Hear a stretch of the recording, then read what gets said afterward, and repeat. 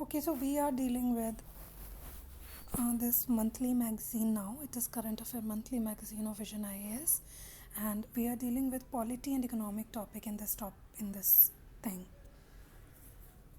So, just we are checking it. Here, the polity. We know that Article 103 is a news. So it is a news because it is an economically weaker section EWS quota. It is provided to the general category, we know. So it is a news. Why it is a news, we'll get through this. That Supreme Court bench upheld the validity of this and introduced 10% quota for EWS in education and also in public employment. So for education and public employment, they are giving this quota. And about EWS quota, if we know that reservation was granted on the basis of recommendation of Sinho Commission. So Sinho Commission was there and it has recommended this in 2010.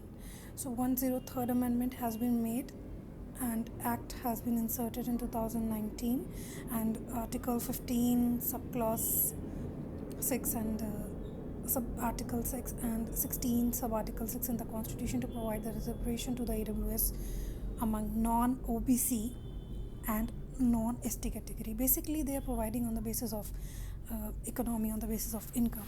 So this act enables both central and state government to provide reservation to EWS.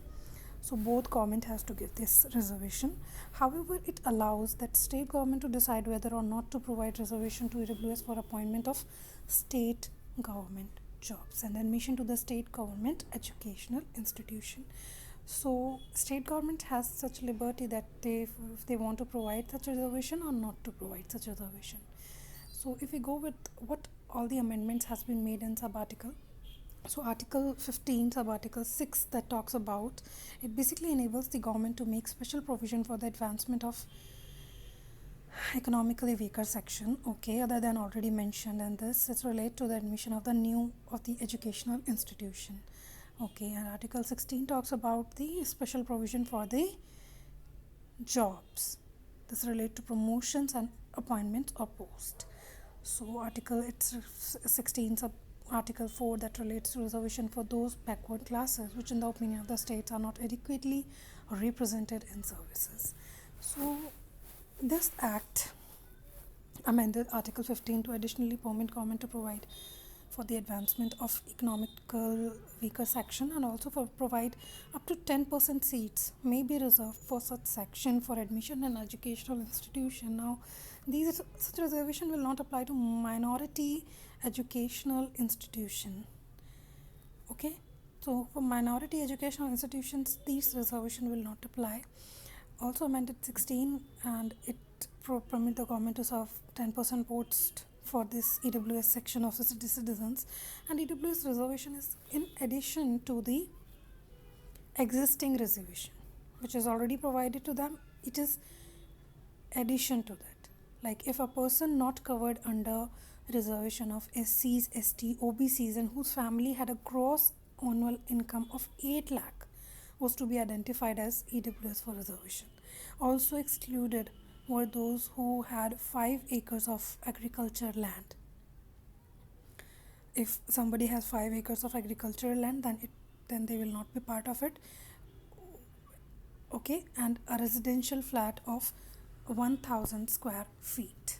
So house and also 100 square yards and 200 square yards in other areas and 100 square yard in municipality. So key points, Supreme Court verdict here, Janhit Abhiyan versus Union India case. Here Indra Sawhney case in 1992. Crux of the Supreme Court judgment is that backward classes of the citizens can be identified on the basis of caste system but cannot be identified only and exclusively with the reference to the economic criteria. Reservation cannot be given beyond the 50% rule as per the Indra Sawhney judgment, and creamy layer must be excluded from the backward classes. So creamy layer has to be once like we have a clear example for creamy layer Tina Davi, that she has been selected, where her father and mother was also belongs to the SC community, and they were also taking this benefit, so they are a part of creamy layers. So creamy layer has to be excluded. Also, reservation cannot be given mm, beyond 50%, and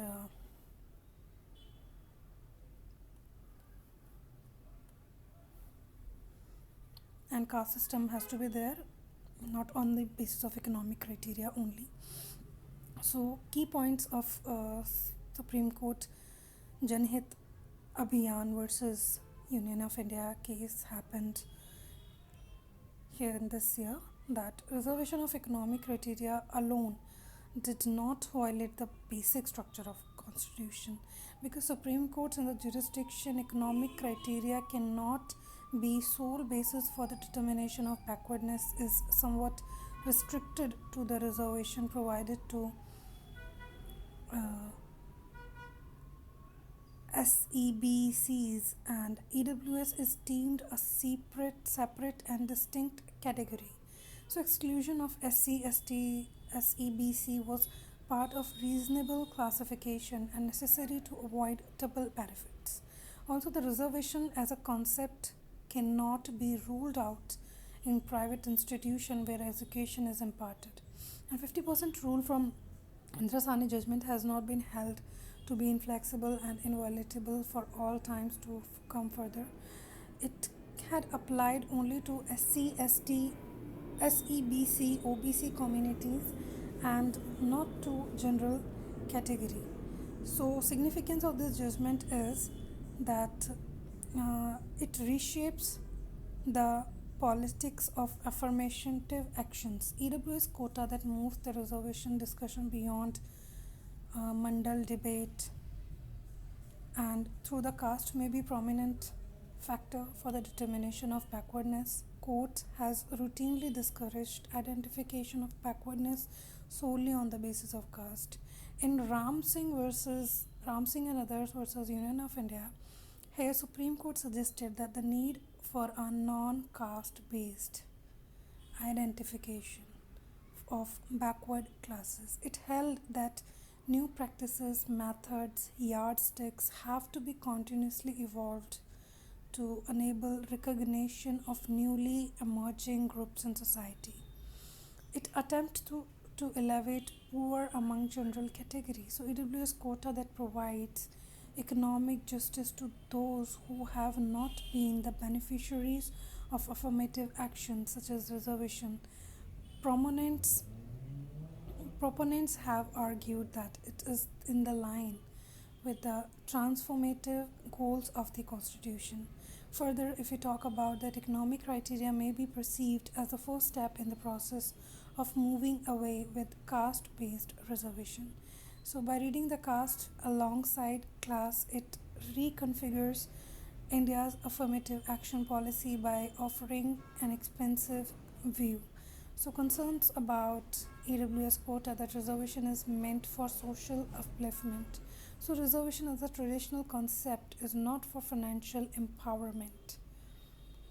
Okay, so it is for social empowerment and it cannot be used as poverty elevation measure. So, poverty can be elevated by other means like scholarships. So, it is not meant, it's a very so other means like scholarships, so a collective remedy that meant to be compensatory discrimination in favor of historically deprived classes, and it cannot be converted into a scheme based on economic criteria. So while an economic quota is justified for accessing public goods including subsidies, article 15 that it cannot be extended to reservation, article 16 which seeks representation of community. So additionally, unlike caste discrimination, poverty does not necessarily get carried from one generation to the other. So it's a very good thing that collective remedy, compensatory discrimination, economic quota is justified for accessing public goods including this. It cannot be extended which seeks Okay, so it violates the principles of equality. So by excluding the OBC ST community from EWS, there is a clear violation of equality in their eligibility to avail of a part of open competition opportunities. So minority view in recent judgment held that such exclusion is arbitrary and discriminatory. So it virtually confines ST, SC, OBC within their allocated reservation quotas. So issues with the income criteria, that is 8 lakh area, has already been a question that this is liable to result in excessive coverage of social socially advanced classes. Basically many of the families comes in this 8 lakh bracket. So it is to be noted that exemption from filling IT returns are only provided to those with taxable incomes below 2.5 lakhs. Further, if annual income cutoff is much higher than the national level per annual per capita income, thus including a large section of the population, also a paucity of data on direct income and possibilities of malicious income declarations that can create additional hindrance in effective implementation. So we have tool for populism.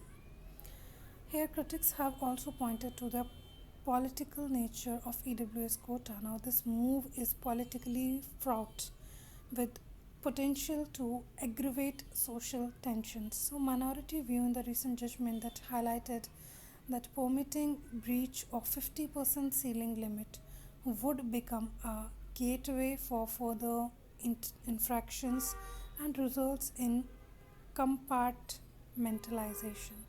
So road ahead it is like guidelines to identify intent beneficiaries, a more detailed data and guidelines for identifying most genuine target groups is crucial to ensure that extremely needy individuals get benefit of this policy.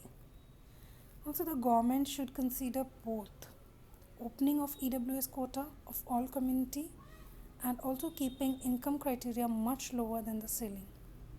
So it can be at the same level as income tax layer. So only the poor. But let's go into the deeper. Here, continuous evolution. Here, the conceptual framework to capture backwardness needs to be continuously evolved to ensure that affirmative actions are much more inclusive. So whether we know that we have more jobs in being created in private sector, policies that focus on expanding employment that would work better for EWS. The government also needs to work on improving quality of educational institutions in general, which will limit demand for reservation to get into chosen few. Now we have UCC, Uniform Civil Code. A tussle has been going on between every party that when and every religion and when UCC will come into this, UCC will come. So a recent private member bill titled the Uniform Civil Code in India Bill 2020 was introduced in Rajya Sabha. So it is a news that bill is seeking to provide a panel to provide a UCC, that is Uniform Civil Code, to be implemented across the country. We'll get through in next topic. Thank you.